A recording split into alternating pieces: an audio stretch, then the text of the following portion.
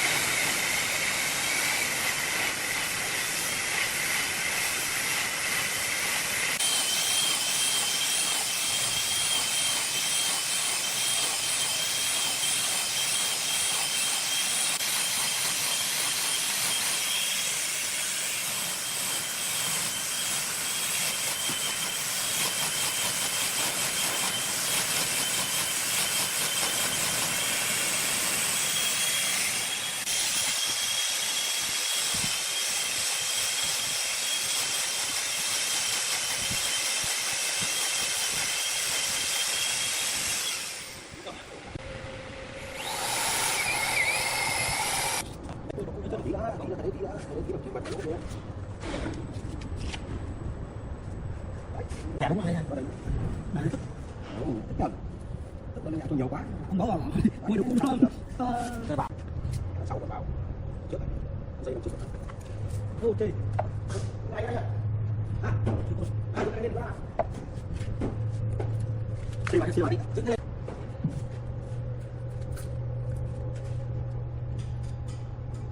Đây. Đây. Mà đây nhé. Có đúng không? Bạn là sẽ lấy.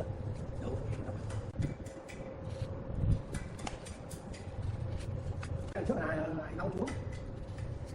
Cái em trước này. Sau được. Tạo vấn đề không?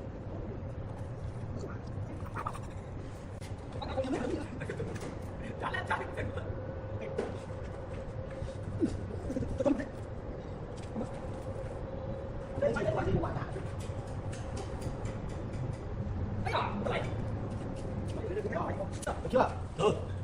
Dạ. Mốt chưa hiểu đâu, chưa hiểu đâu. Tao cái này đi. Cái một vạch cái này. Cái được vạch cái này. Đi ba. Thằng này là cái bảo đây. Không phải nữa. Một vạch này nào. Đây, nhìn ra. Thế là được luôn. Ok. Rồi. Đây về là ngày đi, gõ về ngày đi. Đúng không? Tràn về đằng đấy không? Đúng về đằng đấy không? Không. Đi thăm kia.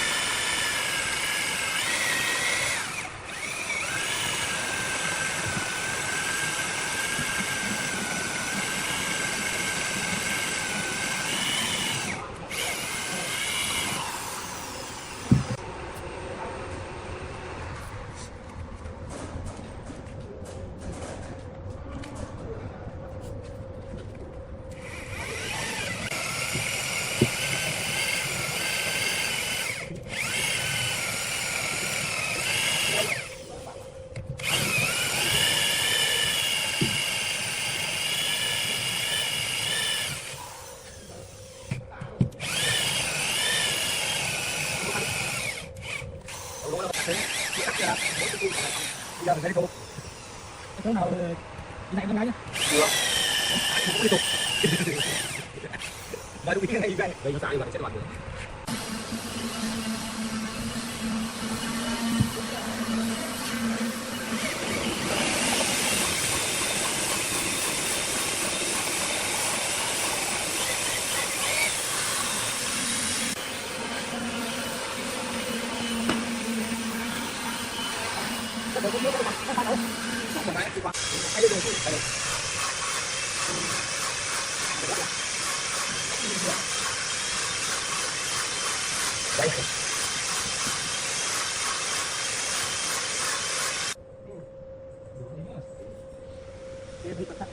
nó vay cũng cá được mỏng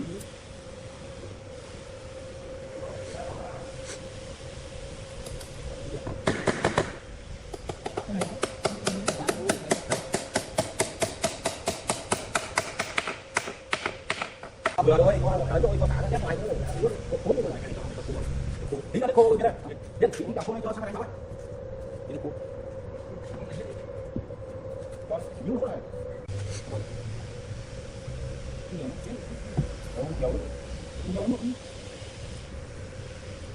qua đường quá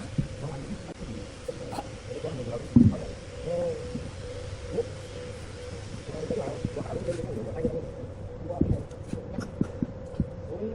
để không bỏ lỡ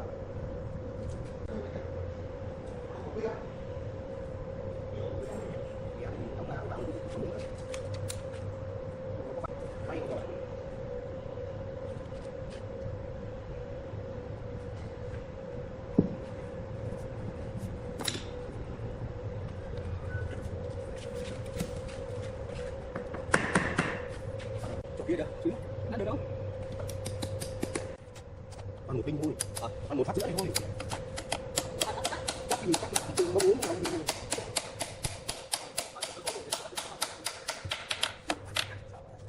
thích vào thôi mình muốn làm mình muốn không để nó thành cuốn chứ mình làm đẹp hơn không tưởng cái này mình phải đánh muốn tạo kín đóng vào đó hả đây cho nhiều vào giữ ở cái chân đấy